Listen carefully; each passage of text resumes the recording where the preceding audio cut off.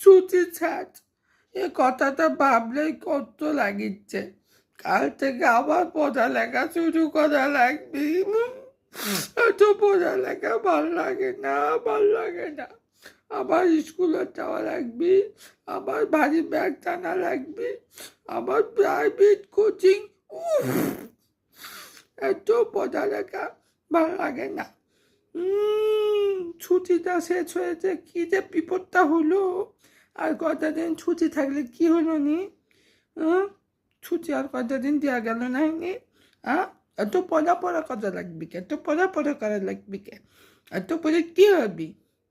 তবে হ্যাঁ, আমার এক গুরুজন বলছিল, যত পড়িবে তত শিখিবে, যত শিখিবে তত ভুলিবে। অতএব ন পড়া ন ভোলা। তাই আমি পড়ালেখা বাদ দিস না। পদে ওমা ফেল করছি।